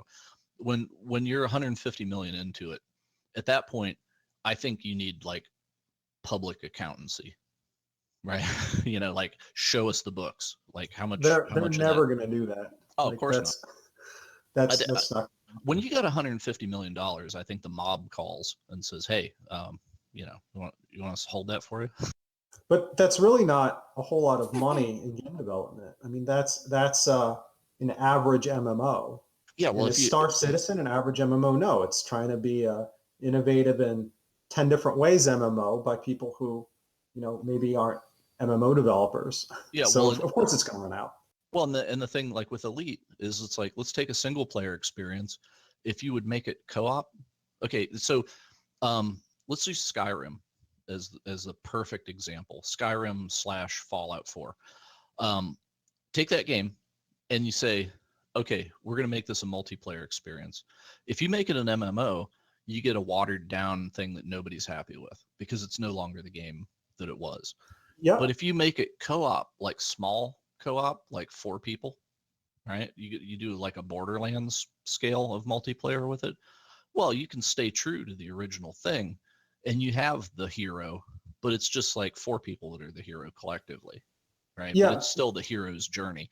But whenever you do something like Elite, where it's like, man, we're gonna put 100,000 players in this universe that's so big they'll never even see each other, then that you sacrifice so much of what could be done one-to-one with a player, that narrative stuff like I was talking about, where it's like if you're playing online with 100,000 people, you don't want any one person to be the hero.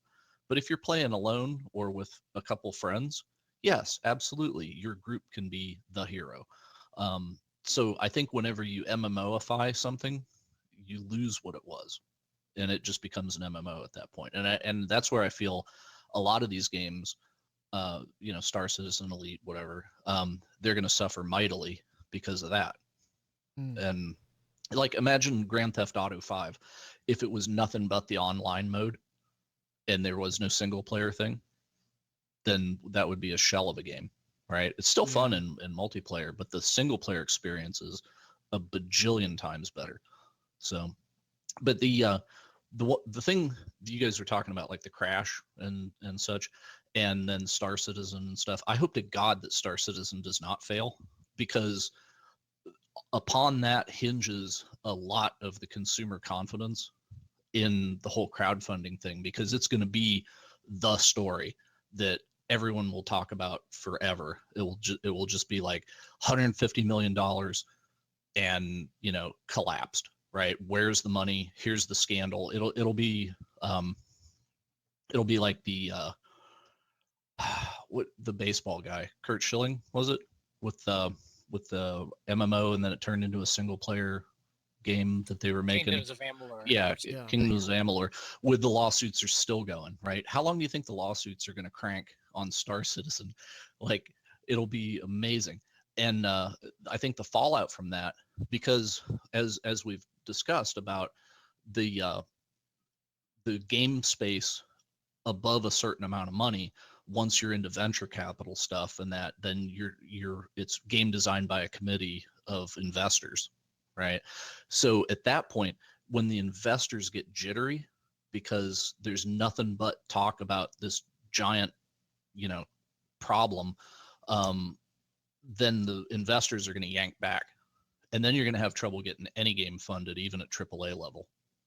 And it's going to get tighter, right? Like Activision, those guys, they're not going to die or anything, but I bet they're going to close half their studios because there's not going to be the willingness to take any kind of risk, right? So I think that's maybe your collapse, right? And it's not going to kill off the indie people. I'm really glad that the ecosystem has not closed. Instead, like whenever we saw the Windows Store start coming up, and it was just like, oh God, right? And Gaben even started shoring up the castle, right? It was like, okay, we're going to Linux, we're going to get Plan B, and luckily that didn't come to pass. So you see that the whole Steam OS thing is no longer spoken of. Well, it was a boon to the Linux people that wanted to play games on that, because it actually got first party driver support from the video card companies. That's nice that people have that option. Yeah, Vulkan is a thing, and it's a hot thing. What? Yeah, Vulkan? And it needs to happen on both PC and Linux. Vulkan is a replacement for DirectX. What? Really? So essentially, Vulkan. I think also Vulkan can utilize multiple graphics cards from various vendors. It doesn't have to be supposedly. I don't remember the details on that, but I do know Vulkan is a thing, and it replaces, because DirectX is so proprietary to Microsoft. Yeah. That if you can now start developing Vulkan, and if like other OSs support Vulkan, you can start playing games literally on anything else now. Yeah, that'd be amazing. So that'll be unifying, right? So that one thing before you go, but no, I was just saying it because he was about to say something, but it's like I want to get this in to close what I was saying. So I was building to this. So what I'm looking at as far as like the drawing back of the investor stuff is if you look at the collapse of Atari in the 80s, because you're from them, right? So what happened was the video game market, the investors lost confidence, and it was a problem that was due to quality in the marketplace because there was no quality control. Anybody could make any kind of bullshit Atari cartridge, right? The quality became very untrustworthy. And these things that are at retail, some of them were like worse than the most terrible Flash game, right? And at that point, then the market was flooded with a bunch of nonsense, and it was really tough for the actual quality titles to shine through. And even some of the first party stuff stunk. And then all it took, it was like ET came out, and it was just like, oh God, even the first party can't make a good game now. And it just like the investors, it wasn't like people got sick of video games and quit spending money on it. It was actually like consumer confidence got felt by the investors, and the investors said, we see consumer confidence faltering, therefore we see the end is near for this and we're out. And it's like a Mark Cuban, it's like, hey, I love the games, but I'm out. So that's kind of the thing that I see is like a repeat of the 80s thing, because we have so much trash in the market right now. And then even the first party stuff, the AAA stuff, is stretching it too hard because they're milking us too hard. And then releasing buggy, oh God, like Mass Effect 4. Whew, Lord. That was a terrible move on their part. Didn't do the industry. Why hasn't it happened yet? Why do you think? Because like all the things that were true 4 years ago. What? It's because of you, because there are actually great indie things that are happening, and there's occasionally some AAA greatness that comes out, but that is also there. Like they could life support. They could make the shittiest Call of Duty game, right? And by some accounts they did, right? Like I loved the last one. Hunter and I think we're the only people on earth that liked the last one more than any of them. Mainly because we didn't care about the other ones. Yeah, because we didn't give a shit about the multiplayer, because it's like, I've been there, I've done that, I could play any of them. It's the same experience, right? It's the same iterative over and over and over. The multiplayer never changes. But that's what people are there for. But it's like, why do you keep buying it? It's the same thing. Well, the reason I had to buy it is because the new one came out and everybody left the one that's 2 years old and went to the new one. So if I want to continue to play it, I have to ante up. But if everybody had stayed at the old one, then there would be no reason to buy the new one.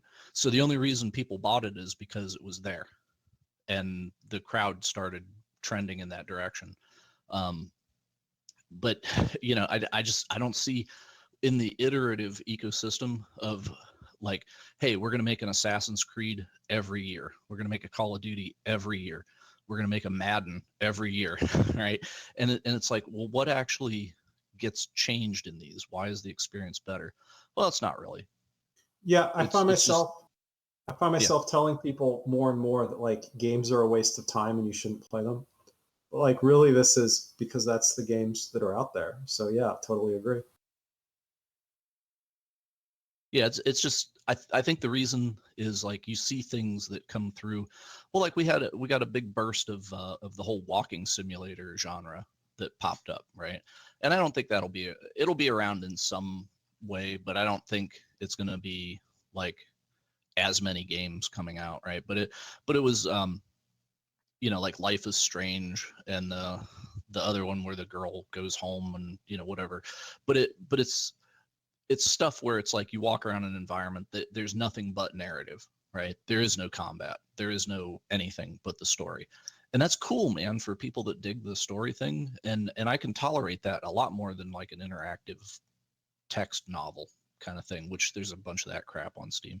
But it's like, okay, that's fine, right? And the whole VR thing, I'm very nervous about VR, because everything about VR right now, well, that Star Trek game that came out today, in fact, that's the first thing I've seen in VR that actually makes me say, I want to play a modern VR thing. The only reason I want VR is to play my old stuff. But the thing is, there's people that are still not feeling it. Like that have tried it, have their hands on it, and after a while, it's like, it's not much. It's from what I've read and from what I've been seeing and the reviews I've seen, it's not much different than like Artemis, except for it's just in VR. Like literally the scenarios, there's only like a handful of scenarios. Oh. Well, and the way that they're selling it, of course, is they had everybody come to their press event, right? And hey, we have like a room set up for doing this, Right. and we're gonna have like all the bloggers and the Right. YouTubers But how and many stuff people here. have that kind of setup? Right. Well, it's going to be hard to do, right? Yeah. I can see this happening we've already at got cons. we've already got Pulsar, and we've already got Quintet, and we've already Yeah. got so it's just like the games already exist that do what it does, and Yeah. you can play Pulsar with VR kit. Like there's a VR kit for it. Like you can like Yep. True, but it ain't Star Trek. It doesn't look and taste and smell like Star Trek, and this thing does. So Does that's it? gonna. Does it? No. Well, it Does- looks like no. JJ Trek. JJ Does Trek, it? yeah. Abrams Trek, the More Kelvin so timeline. than any. Look, more so Kelvin than timeline. anything else on the market, right? It's got brand, all right, and you can't dispute Star brand. Trek Bridge Simulator looked like Star Trek, but it was shit too. Well, but they sold a lot of Yeah. them. So Yeah. see, but that's my point. Yeah. It doesn't matter if your game is good. It just matters if it's going to sell. And if you look at the numbers of Call of Duty, the last Call of Duty was the worst selling Call of Duty ever. Was and they it? still made $4 billion. Really? So really, how bad do you feel? Yeah. It's like we can make a pile of shit. People are going to buy it, and we're going to still make a ton of money. But when people quit buying it, right, then the industry will panic. And all it takes is like a mass consumer boycott, which you can't do, right? Because you can't get that many people to actually act as a unit about anything. But if somehow by some quirk of the universe, like a quarter of the people that traditionally would have bought Call of Duty just skip the next one. They're not on the hype train, whatever. And the YouTubers could do it, man. If the YouTubers decided like, hey, we're not going to hype train this thing, sorry, then it would be dead, because Game Press is dead. I don't know if you've noticed, but it's dead. And it was killed by the YouTubers, like, video killed the radio star, right? And then YouTubers have the power now. They just don't realize it. But why would they boycott it if they get paid to do it? Well, yeah, see, that's the problem. Right? I mean, they're it's the vicious. that, yeah. It's the snake that eats its own tail here, right? It's just like, but the consumer is just like, okay, I'll buy it. Okay. Well, something else is that I don't think kids today know the difference between good and like what is a good quality product and what is a bad quality product. And it's Grandpa, like, did you just say kids today? Yes, Yeah. get off my lawn. It's true, the postmodernist movement. It's like nothing's good and nothing's bad. Everything is in a its world own of digital little distribution and like instant gratification. You just when something is more or less just a download away, why should you've got an endless amount of entertainment at your fingertips. Literally, the internet is in your pocket everywhere you go. So it's like, they just they keep buying stuff until they find the one that they like more. And the refund policy makes that very easy. But that's that's a reaction to consumer aversion. Steam didn't do it because they're nice people. They did it because they felt like some consumer backlash of like, well, people are really hesitant to buy these games. Let's give them a reason to be less hesitant, because the retention rate on that will be probably 75% or better, even on something that's bad, which it proves true. Like, we've had discussions in the developer channel about what's your retention rate, and yeah, 16-18% seems to be the norm on returns, even for a great game. So it's like, what one guy was like, man, I feel bad, like, I got like 16% refunds. And then this other guy that's got like an ace game is like, dude, yeah, I got the same. Don't, it's like perspective, right? They got to talk to each other. And then but it's like, yeah, but I think it's a thing of like, that loosens up the consumer's inhibitions a little bit, because it's just like, well, I'm going to throw $30 down this hole. I hope this doesn't suck, right? And also, like, people would rant a lot harder if you permanently lost that money on a bum deal. But if I get something and it sucks, I just refund it and I say, I refunded it. It wasn't my bag. But I don't have to go on the forum and like rant up a shitstorm either. So it kind of calmed the waters a lot too. So I think it was a wise marketing move on the Gaben's hands there.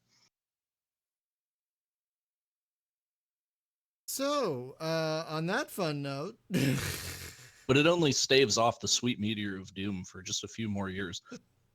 No, I think we'll be fine, but I think it's going to become like buy the all your indies games are now, gonna folks. get a lot more powerful.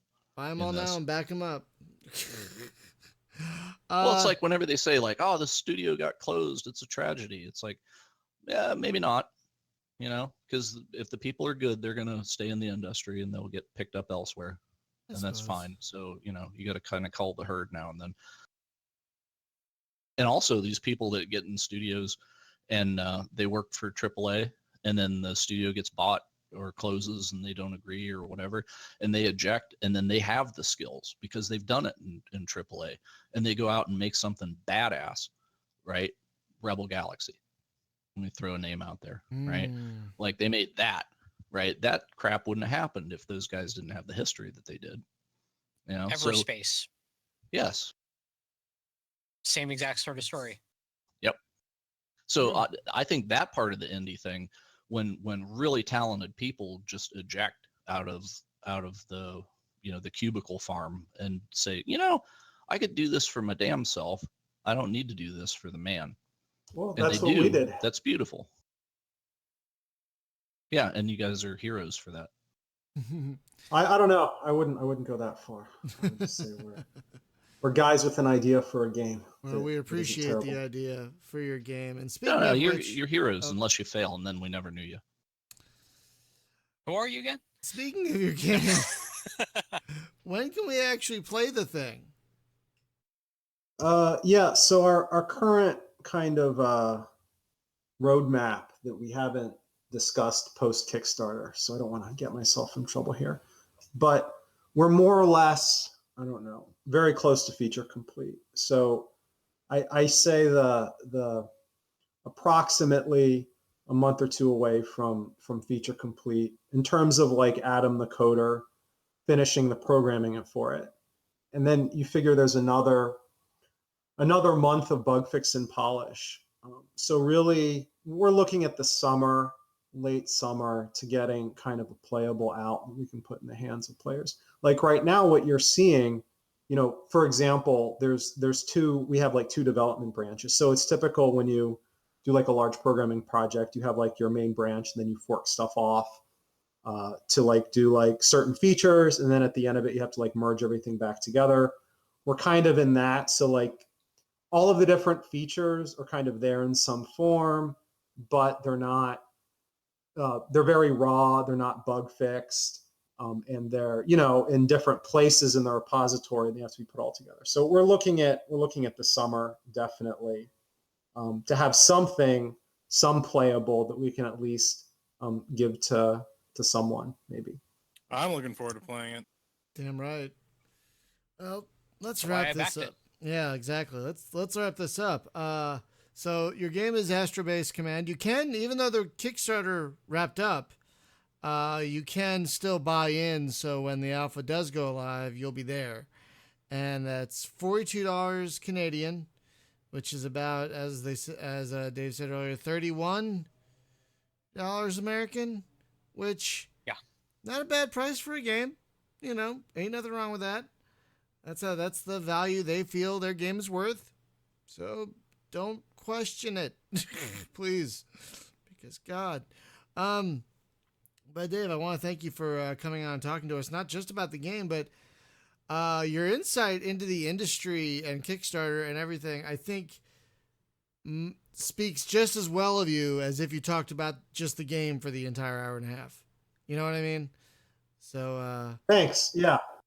So I think it's a passion and a love that definitely comes through that might not have been as evident if we had just stuck to the game. So even though we went on a wild ass tangent there for a while, it was a good tangent, and I want to thank you for coming along with us because it was a great tangent.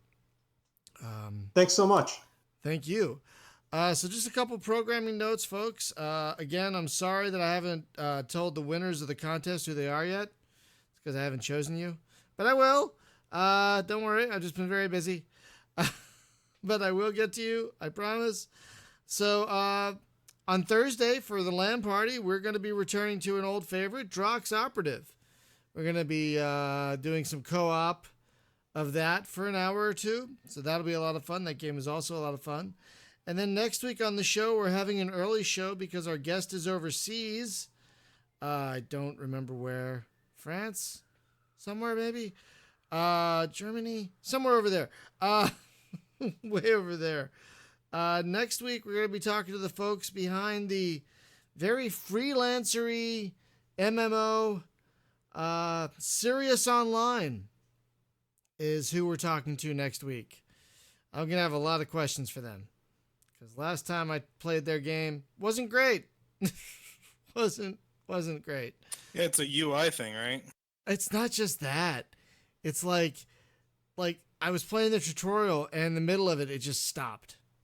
Like the tutorial just like stopped giving me instructions in like the middle of a thing. It's like, okay, what do you want to do next? Hello. So they're still working on it. It's still early access, but yeah. So I have a lot of questions for them. So join us for that. And that's it. So again, Dave, thank you so much for talking to us about all this stuff, not just your game, but all this great stuff. There's a lot of good fodder in this episode, folks. And again, the game is Astrobase Command. I believe that is astrobasecommand.com, and you can buy in. So even though the Kickstarter ended, you can still get it when it hits virtual shelves in a couple of months, roughly, right? Maybe alpha. Maybe a couple months, alpha-ish, early pre-alpha-esque. These words are losing their meaning. Let's not make commitments. Yeah, these words are losing their meaning anyway. Like, people are buying an alpha thinking it's a full game. Like, no, that's not what that means. Yeah, it means we're indies, and we gotta make payroll.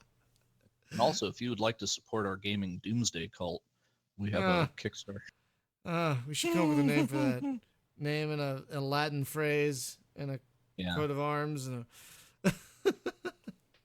Veritas or something. All right, folks, that'll do it for this episode. We'll see you next time. Have a great one. Bye-bye. Thanks so much. No problem. Bye.